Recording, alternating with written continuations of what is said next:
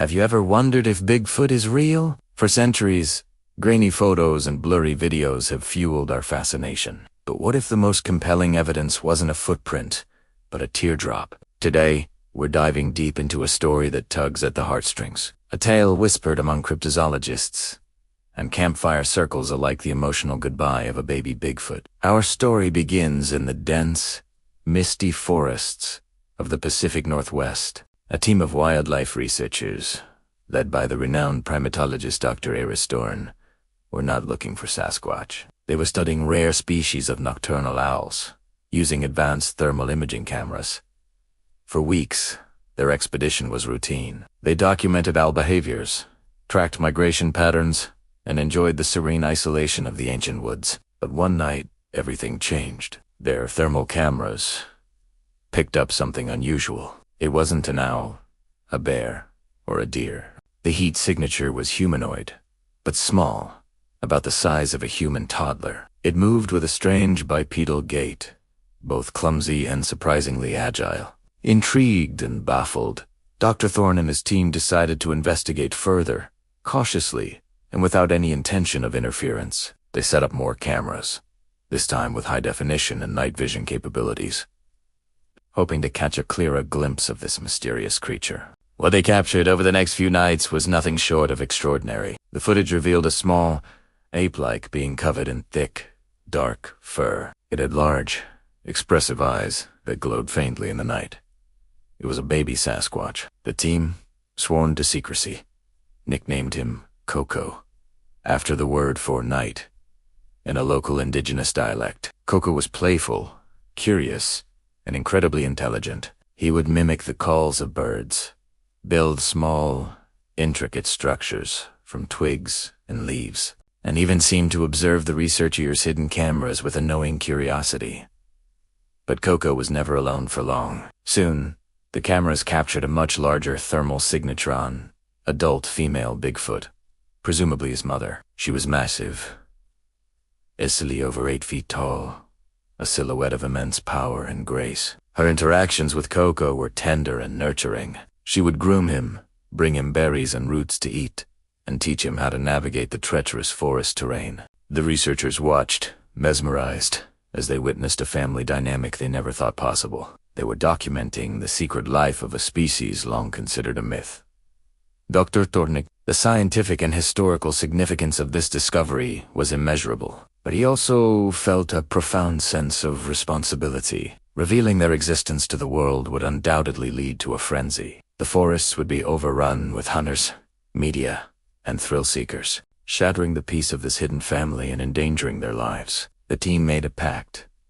They would continue to observe, to learn, but they would protect the secret at all costs. For several months, the team documented Coco's growth. They saw him learn to forage for himself, saw his first attempts to climb towering cedar trees, and witnessed the deep, unspoken bond he shared with his mother. It was a secret, beautiful world unfolding before their very eyes. They felt like privileged guests, silent observers of a miracle.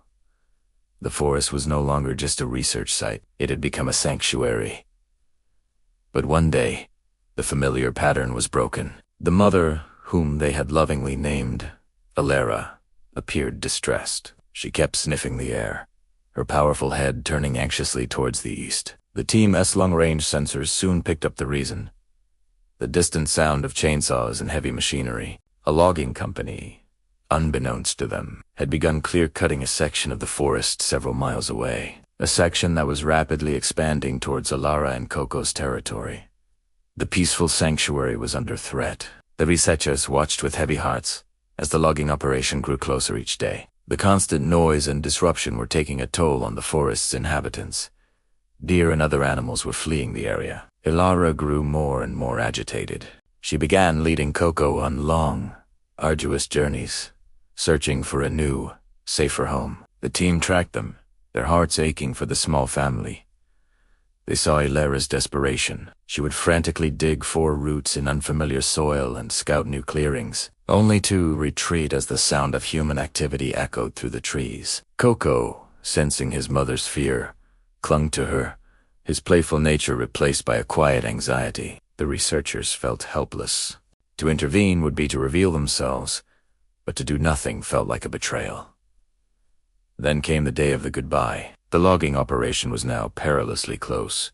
The scent of diesel and sod pined thick in the air. Ilara had found a potential escape route, a high, treacherous mountain pass that led into a vast, untouched wilderness preserve. It was a difficult and dangerous journey, especially for a young creature like Kuko.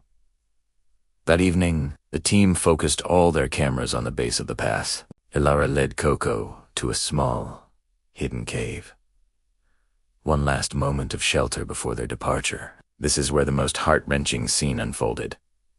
Inside the cave, Ilara held Coco close. It was a different kind of embrace than they had seen before. It was longer, tighter. She made a series of low, guttural sounds, a complex language of reassurance and sorrow. And then, Coco did something that left the entire research team breathless. He reached up with his small, furry hand and gently touched his mother's face. As he did, a single, glistening tear rolled down his cheek, catching the faint light from the camera's infrared sensor.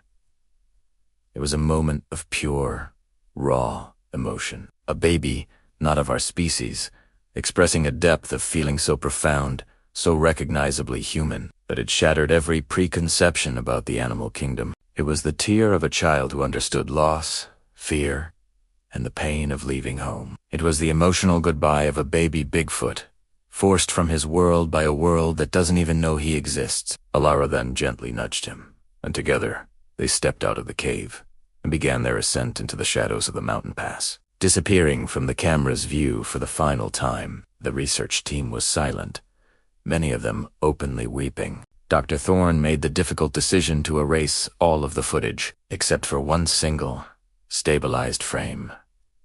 The image of Coco's tear. He knew the world wasn't ready. The evidence was too powerful, too emotional. It would not lead to understanding, but to exploitation. He decided that the greatest act of scientific responsibility was to protect their memory and their future. So what does this story leave us with? The tale of baby Bigfoot's final tear isn't just a cryptid story. It's a poignant reminder of what we stand to lose. It's about empathy, about the unseen lives we affect with our actions, and the profound emotional worlds that may exist just beyond our perception. The forest holds more secrets than we can possibly imagine. Perhaps the greatest discovery isn't finding a new species, but learning to respect the mystery and leave some places and some souls in peace. Thank you for joining me on this incredible journey. If this story touched you, please hit that like button. Subscribe for more explorations into the unknown, and share your thoughts in the comments below. What do you believe? Until next time, keep wondering.